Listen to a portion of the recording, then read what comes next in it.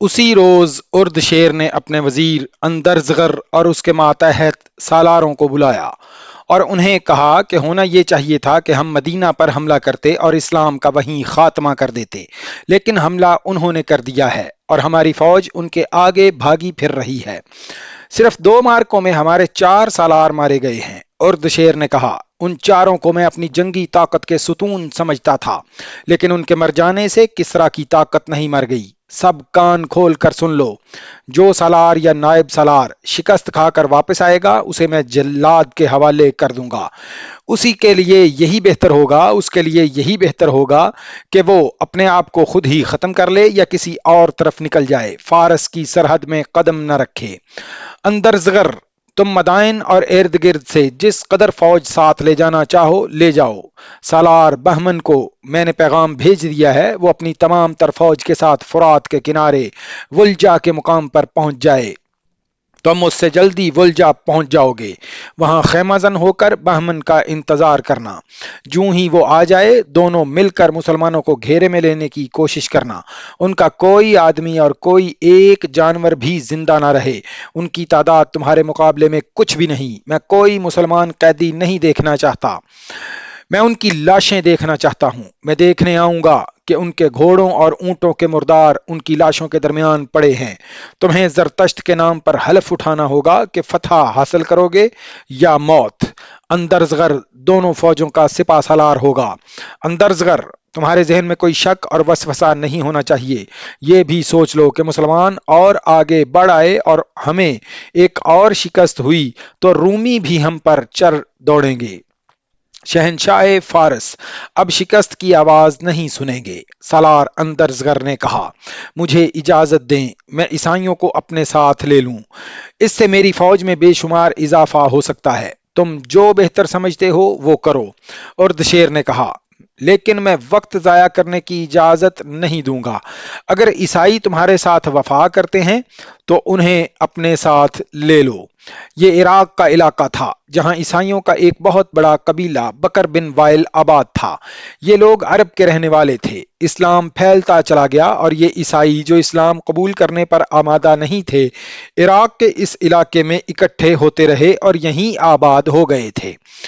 ان میں وہ بھی تھے جو کسی وقت ایرانیوں کے خلاف لڑے اور جنگی قیدی ہو گئے تھے۔ ایرانیوں نے انہیں اس علاقے میں آباد ہونے کے لیے آزاد کر دیا تھا۔ ان میں کچھ ایسے بھی تھے جنہوں نے اسلام قبول کر لیا تھا۔ انہیں مسنا بن ہارسہ جیسا قائد مل گیا تھا جس نے انہیں پکا مسلمان بنا دیا تھا۔ مسلمانوں پر تو ایرانی بے پناہ ظلم و تشدد کرتے تھے، لیکن عیسائیوں کے ساتھ ان کا رویہ کچھ بہتر تھا۔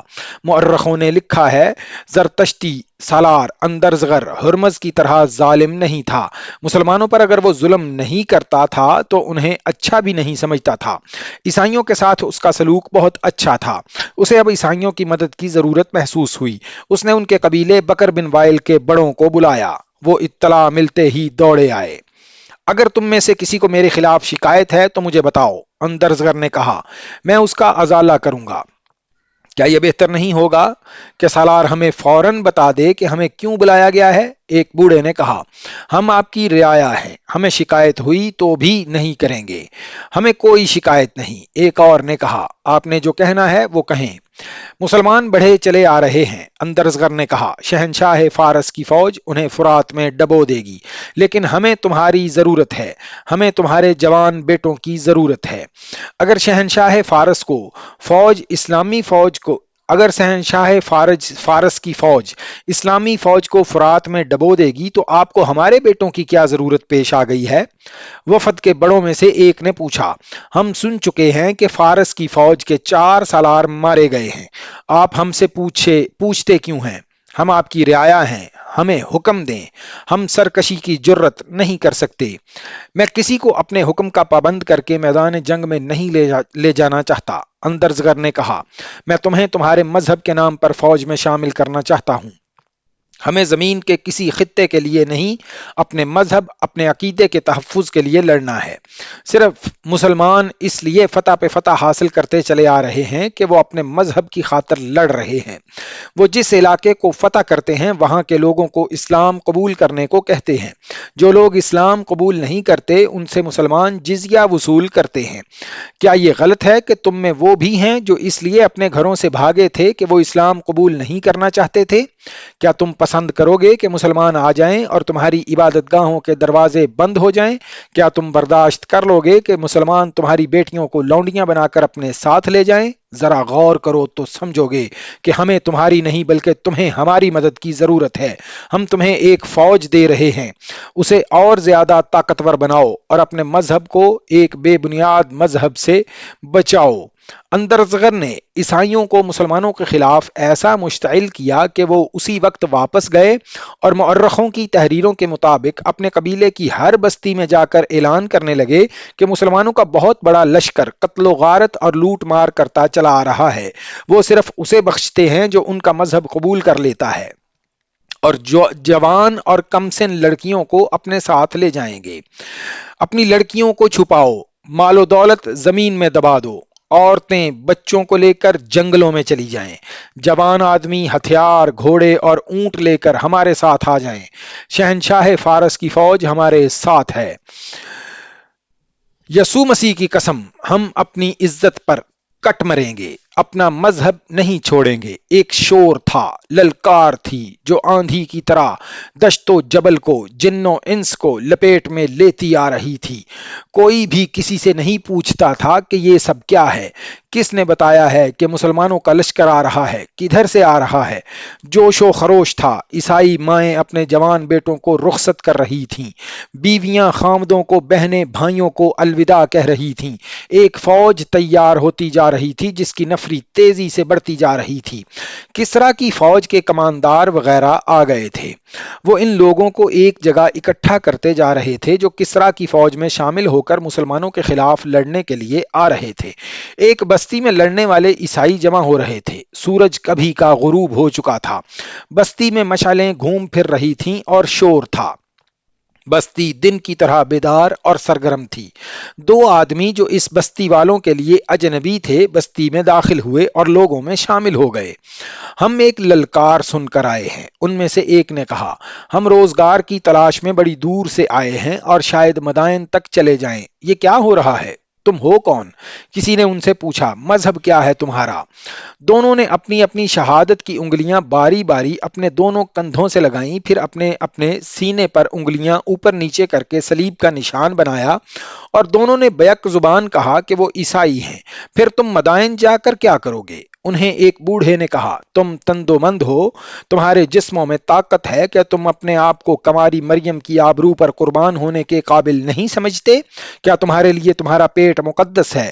نہیں، ان میں سے ایک نے کہا، ہمیں کچھ بتاؤ اور تم میں جو سب سے زیادہ سیانہ ہے ہمیں اس سے ملاؤ، ہم کچھ بتانا چاہتے ہیں۔ وہاں فارس کی فوج کا ایک پرانا کماندار موجود تھا۔ ان دونوں کو اس کے پاس لے گئے۔ سنا ہے تم کچھ بتانا چاہتے ہو؟ کماندار نے کہا۔ ہاں، ایک نے کہا، ہم اپنا راستہ چھوڑ کر ادھر آئے ہیں، سنا تھا کہ مسلمانوں کے خلاف ایک فوج تیار ہو رہی ہے۔ ہاں، ہو رہی ہے، کماندار نے کہا۔ کیا تم اس فوج میں شامل ہونے آئے ہو؟ عیسائی ہو کر ہم کیسے کہہ سکتے ہیں کہ ہم اس فوج میں شامل نہیں ہوں گے؟ ان میں سے ایک نے کہا، ہم کازما سے تھوڑی دور کی ایک بستی کے رہنے والے عرب ہیں، ہم مسلمانوں کے ڈر سے بھاگ کر ادھر آئے ہیں، اب آگے نہیں جائیں گے، تمہارے ساتھ رہیں گے۔ ہم بتانا یہ چاہتے ہیں کہ مسلمانوں کی تعداد بہت زیادہ ہے لیکن سامنے وہ بہت تھوڑی تعداد کو لاتے ہیں، یہی وجہ ہے کہ تمہاری فوج ان سے شکست کھا جاتی ہے۔ اسے زمین پر لکیریں ڈال کر سمجھاؤ۔ اس کے دوسرے ساتھی نے اسے کہا۔ پھر ایرانی کماندار سے کہا، ہمیں معمولی دماغ کے آدمی نہ سمجھنا، ہم تمہیں اچھی طرح سمجھا دیں گے کہ مسلمانوں کے لڑنے کا طریقہ کیا ہے۔ وہ اس وقت کہاں ہیں اور تم لوگ انہیں کہاں لا کر لڑاؤ تو انہیں شکست دے سکتے ہو۔ ہم جو کچھ بتائیں یہ اپنے سالار کو بتا دینا۔ ایک مشل لاکر اس کا ڈنڈا زمین پر گاڑ دیا گیا۔ یہ دونوں آدمی زمین پر بیٹھ کر انگلیوں سے لکیریں ڈالنے لگے۔ انہوں نے جنگی اصطلاحوں میں ایسا نقشہ پیش کیا کہ کماندار بہت متاثر ہوا۔ اگر ہمیں پتہ چل جائے کہ مدائن کی فوج کس طرف سے آ رہی ہے تو ہم تمہیں بہتر مشورہ دے سکتے ہیں، ان میں سے ایک نے کہا، اور کچھ خطروں سے بھی خبردار کر سکتے ہیں۔ دو فوجیں مسلمانوں کو کچلنے کے لیے آ رہی ہیں، کماندار نے کہا۔ مسلمان ان کے آگے نہیں ٹھہر سکیں گے بشرطیہ دونوں فوجیں مختلف سمتوں سے آئیں۔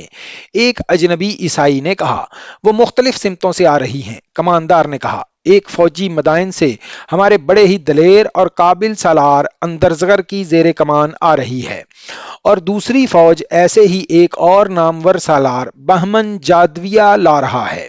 دونوں ولجہ کے مقام پر اکٹھی ہوں گی۔ اس کے ساتھ بکر بن وائل کا پورا قبیلہ ہوگا۔ چند چھوٹے چھوٹے قبیلوں نے بھی اپنے آدمی دیے ہیں، تو پھر تمہارے سالاروں کو جنگی چالیں چلنے کی ضرورت نہیں۔ دوسرے نے کہا، تمہاری فوج تو سیلاب کی مانند ہے، مسلمان تنکوں کی طرح بہہ جائیں گے۔ کیا تم ہم دونوں کو اپنے ساتھ رکھ سکتے ہو؟ ہم نے تم میں خاص قسم کی ذہانت دیکھی ہے۔ تم سالار نہیں تو نائب سالاری کے عہدے کے قابل ضرور ہو۔ تم میرے ساتھ رہ سکتے ہو، کماندار نے کہا۔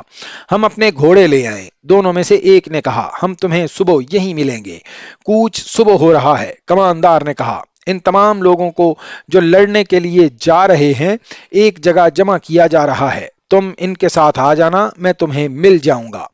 دونوں بستی سے نکل گئے۔ انہوں نے اپنے گھوڑے بستی سے کچھ دور ایک درخت کے ساتھ باندھ دیے اور بستی میں پیدل گئے تھے۔ بستی سے نکلتے ہی وہ دوڑ پڑے اور اپنے گھوڑوں پر جا سوار ہوئے۔